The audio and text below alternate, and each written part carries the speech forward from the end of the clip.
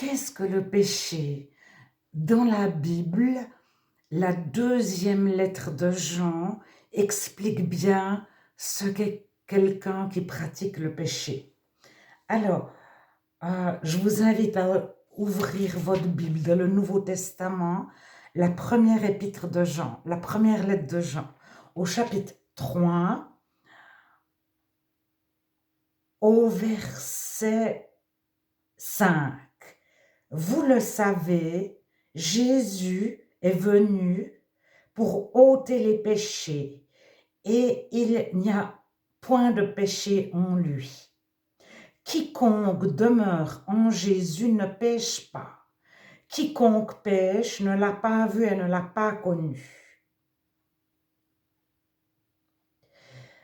Celui qui pratique la justice est juste, comme lui-même est juste. Celui qui pêche est du diable, car le diable pêche dès le commencement.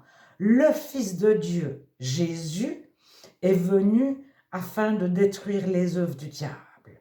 Quiconque est né de Dieu ne pratique pas le péché, parce que la semence de Dieu demeure en lui. Il ne peut pécher parce qu'il est né de Dieu. C'est par là que se font reconnaître les enfants de Dieu et les enfants du diable.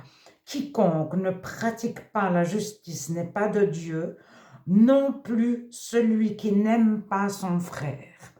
Verset 14. Nous savons que nous sommes passés de la mort à la vie éternelle parce que nous aimons les frères. C'est pas écrit éternel. Nous savons que nous sommes passés de la mort à la vie parce que nous aimons les frères. Celui qui n'aime pas demeure de la mort. Verset 17. Si quelqu'un possède les biens du monde et que voyant son frère dans le besoin, il lui ferme ses entrailles, comment l'amour de Dieu demeure-t-il en lui? Petits enfants, n'aimons pas en parole et avec la langue, mais en action et avec vérité, mais en action à la vérité, certainement. Donc, petits enfants, ça s'adresse à chacun. Petits enfants, c'est nouveau convertis. Vous qui venez d'être chrétien, mais vous pouvez avoir 60 ans, ou 25, ou 75, 75. Petits enfants n'aiment pas en parole et avec la langue, mais en action et avec vérité, ou en action à la vérité. Plus loin, je saute un petit bout. Dieu est plus grand que notre cœur et il connaît toutes choses. Bien-aimés, si notre cœur ne nous condamne pas, nous avons de l'assurance devant Dieu.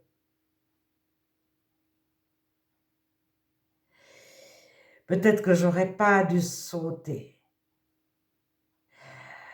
Au verset 20, si notre cœur nous condamne, Dieu est plus grand que notre cœur et il connaît toutes choses.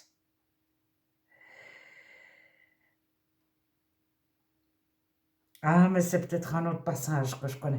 Dieu est plus grand que notre cœur et il connaît toutes choses. Bien-aimés, si notre cœur ne nous condamne pas, nous avons de l'assurance devant Dieu. Quoi que ce soit que nous demandions, nous le recevons de lui, parce que nous gardons ses commandements en faisant ce qui lui est agréable. Alors, il ne faut pas s'arrêter ici, parce que nous faisons ses commandements. Lesquels?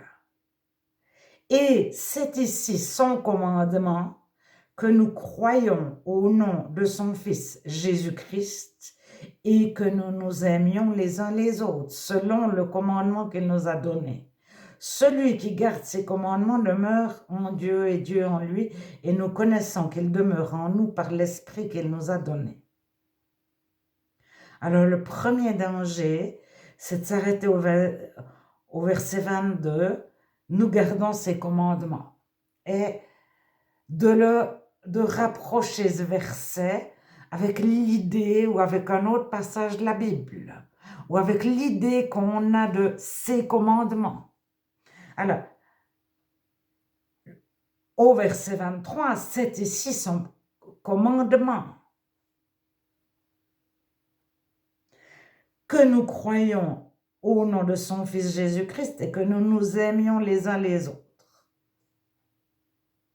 Celui qui garde ses commandements demeure en Dieu et Dieu en lui. Alors, j'ai déjà entendu ce passage découpé en petits morceaux et on rattache ces commandements avec le quatrième.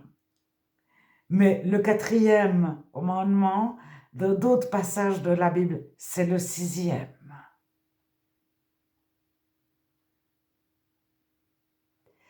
Alors, c'est le danger de découper la Bible en petits morceaux. C'était juste pour dire qu'est-ce que le péché.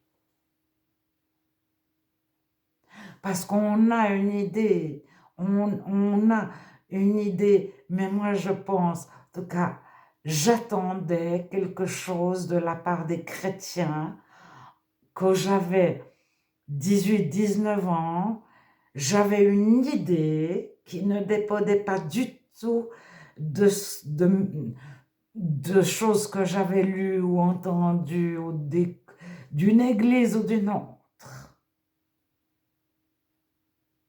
Je me disais, un chrétien devrait faire ci, ça, ça, mais ça ne dépendait pas de son habillement, de son apparence.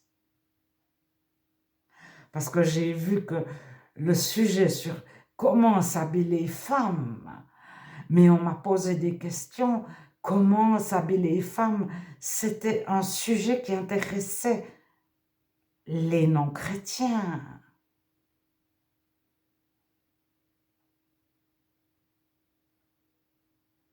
Je ne sais pas qui c'est que ça intéresse, mais ceux qui recherchent réellement Dieu, la vérité, ils ne s'attardent pas aux apparences.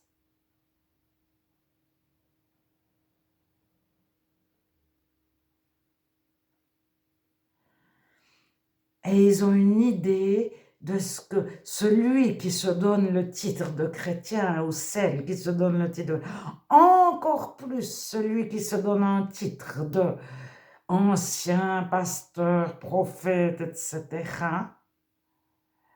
Le non-chrétien a une idée de son comportement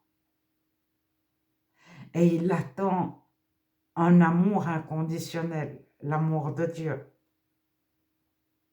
Et il attend une consolation, il attend des fois beaucoup trop. C'est-à-dire une réponse, un apaisement, etc. Il attend un peu tout.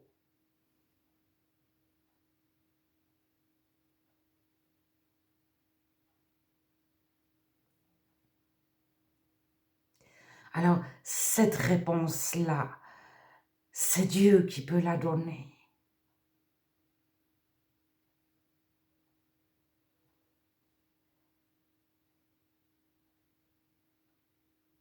Mais le non-chrétien, c'est, sans l'avoir lu, entendu, ce qu'il attend d'un chrétien. Et ça dépend pas de ses tatouages, ses boucles d'oreilles, son collier, mais c'est quand il a une question sur Dieu ou quand il a fait quelque chose, il attend une réponse qui va l'édifier, le délivrer, pas le canaliser.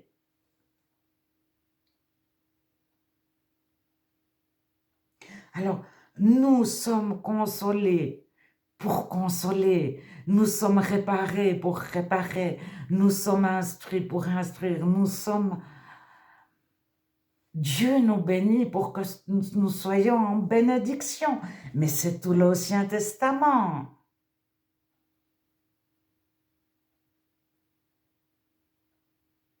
Le Lévitique. Alors, à un moment donné, Dieu fait pleuvoir sur les bons comme sur les méchants, etc. Mais au moment où le chrétien a été réparer, c'est pas pour jouir de la vie, oui, mais c'est pour être heureux, oui, mais c'est pour en réparer d'autres. Consoler, nous consolons. Réparer, nous réparons.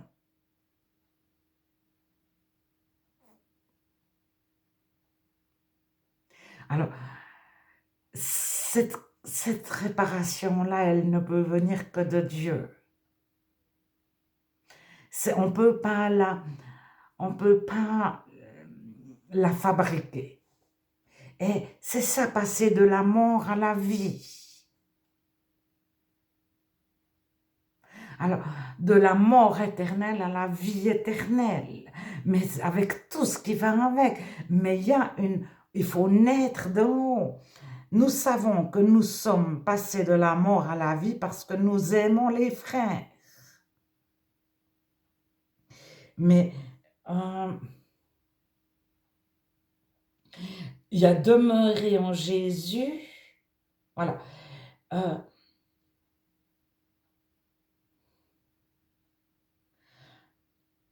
Voyez quel amour le Père nous a témoigné pour que nous soyons appelés enfants de Dieu.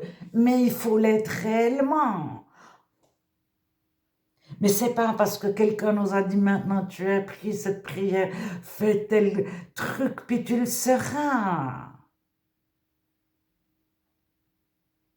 On ne fait pas un acte religieux ou une méthode. Il n'y a pas de méthode.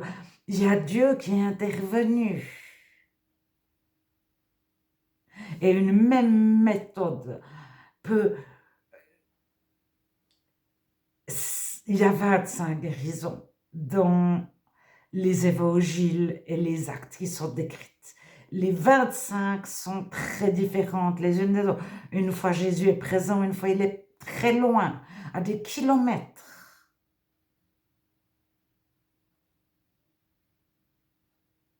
Parce qu'il n'y a pas la méthode, il n'y a pas de formule. C'est l'ennemi, c'est le camp de l'ennemi qui a des formules. Parce qu'il place sa confiance dans une formule. En quoi plaçons-nous notre confiance?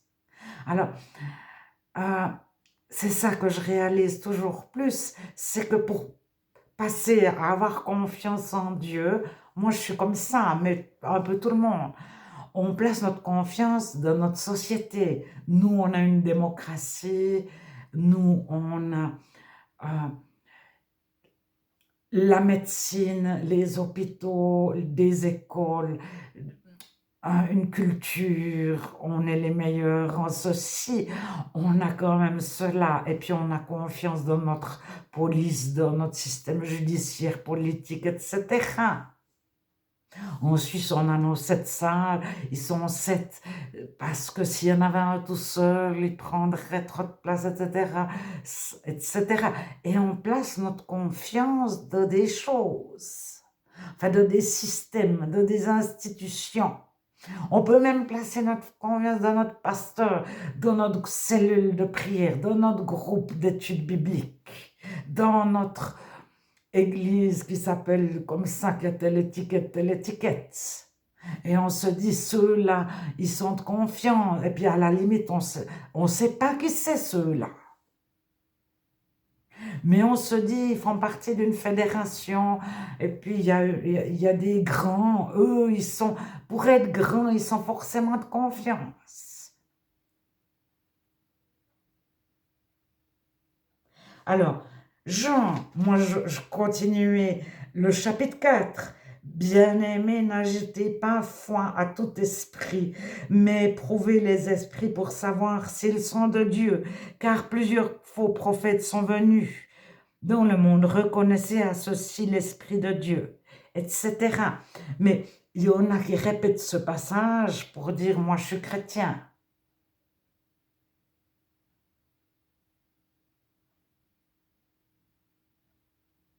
Et certains apprennent quasiment la première lettre de Jean, le chapitre 4 par cœur, pour pouvoir dire, ben moi je ne suis pas un faux prophète. Mais le faux prophète, il passe énormément de temps à nous prouver qu'il est juste, qu'il fait bien, qu'il prie, que lui, il a été recommandé, puis il a fait telle école, puis il a fait, etc.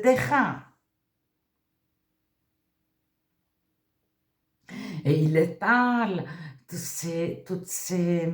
Et puis, il ruse s'il n'arrive pas à aller... S'il sait qu'on ne fonctionne pas, il va envoyer quelqu'un d'autre dire... parler à sa place. Dire du bien de lui. Alors, c'était juste pour dire ce qu'est le péché de cette lettre. Parce qu'on a des fois une idée, nous, où on a lu quelque part, où on a entendu, etc.